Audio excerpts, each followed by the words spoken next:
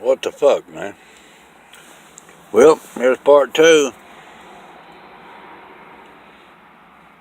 I'm going to deliver a message. I'm going to go back to the time I got sick that morning that has been given to me. Holding this message in has made me... My body would walk, but my consciousness would be either to the right or to the left before my time. I don't know how the hell that worked. 5 years ago, some dumbass Tuscaloosa cop had given me a ticket 50 years before that to show I got my brake lights fixed. My life was perfect. I actually made it down there after I went to the doctor. There was nothing wrong with it. Absolutely perfect. It was really dumbass. But, you know, I believe there was nothing wrong with me. I watch football. And to this day, I don't really think nothing's wrong with me either. In basketball, I believe it's some kind of mental game. Sweet 16, I like the spiritual realm more than the realm of the basketball season. Well, anyway, I go through that whole damn day going to Tuscaloosa from Birmingham. I approached Memorial Day. I started feeling strange. Paying tickets, doing bullshit like that, you know. Something a working man really doesn't have time to do. Listless. Kind of beside myself. But let me go on. I felt like shit. Kept going to the doctor, kept doing this, kept doing that. Totally changed my diet. Grilled chicken. I got nervous, paranoid. Salad. On a constant basis. Must have lost 60 pounds. Well, I did. It was like 58. I imagine I didn't weigh around 210 at the time. Well, I was going to be sick one morning. So I took a bath and all in case I had to go to the hospital. Didn't feel no damn better. I woke up just sick as hell. I'm walking after dinner on the road. The whole house spinning. Feeling like shit. Then I started hearing the song Hallelujah.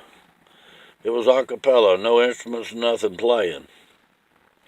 My ears didn't hear the shit. And this is when I started to wake up. It was every cell in my body. Young people might call it. So I immediately realized, oh shit, this is it. The prejudices of the world. So I said, hey God, I can be a blessing to so many people. Then I went on a 5-year, if you just let me. I mean, hell, it can't be any kind of benefit to you. I mean, I spoke to him just like this. I went on some kind of 5-year, a bookie, you know, educational process. Hell, God, how am I going to be a benefit to you if I'm in the grave? Like that, just or any damn body else for that matter. In my sleep or through meditation. What the hell do you want? But this is part 1. I read that in the past how if I believed I was going to be alright, I was going to be alright. If I started speaking and fear not 24 hours a day, 7 days a week, it would probably take me. A few minutes ago I was fearing, but shit. A month. To tell I need the crazy ass, friggin' ass story. Do a lot of shit. And it's this is about, let me tell you, it's a big 8. And now you look back and think, damn, I could have stopped this. Damn, I could have stopped that. So, I could have done this. I could have done that. You were telling me all the time. I told my wife I'm going to take a nap. You were time to go to bed. You were telling me. So I went to my bedroom. But why didn't I listen? I had bought a separate window unit to go in that bedroom. It was ice cold. You could hang meat in that room. I went to sleep. I know why I didn't listen. Immediately I was whisked over some sort of auditorium. I thought I was back at a Rolling Stones concert. Worked through this shit on my own. At the Superdome, New Orleans. Something I'd done earlier in life. But holding it in The information wasn't given to me to sit and hold it. And the people along the floor tell people. I imagine it's probably about 40,000, but no, why they're here. $1 million. Then I'm sure I'm laid back riding on my cover all the way up there to a lit stage. For lack of a better term to call it. I look over to the right of the one that's mad throwing a huge chair across the room. Thank you very much for your time. The stage. And then I notice this guy to the right, he's sitting there in a chair just comfortable as could be. Thank you. Not a care in the world. Now I call that guy Jesus. And the one throwing the chair, I call him God. Now at that very point, I didn't give a damn if I ever come back. I didn't think about wife, kids, I didn't think about nobody. There was a certain amount of happiness and love that I experienced. I could tell he was pissed off, but I knew he wasn't pissed off at me. He kind of shoved his hand out like this, in my eye, right here, in the crook of the thumb and the index finger. I saw his left eye, and then he saw my left eye too.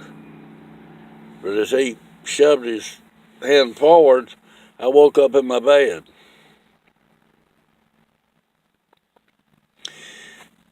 I think I passed away. I get this old woman. Boy, she was a bitch. Reminded me of my third grade teacher. Get up out of that bed. When I see a casket, I see where the devils prevail. Get up, get up. This was like 3 o'clock in the morning.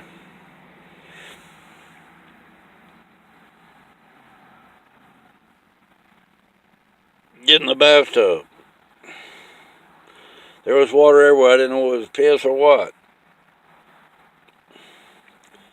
So I got in the bathtub, and my body, I didn't drink the water, but I put the bathtub about halfway full. And as I stuck my left foot in there, water started disappearing out of the bathtub. Then I set the rest of my body down in the bathtub, and instead of rising like it does, it stayed about the same level. So when I got out of the bathtub, after laying there for about 15 or 20 minutes, all I did was soak up water. When I got out of the bathtub, most of the water was gone.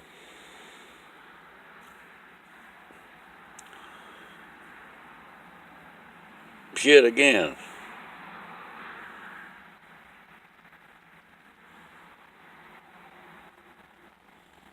That ended part 2. It's going to get really funky as we go on. I've just got to get some of the fundamentals out of the way to know for you to know where I was coming from at the time and the thoughts that were coming to my head. I really get big on praying after this part. After I start seeing the dead people. Listen, this is part 2. Part 3 will be right around the corner. Thank you.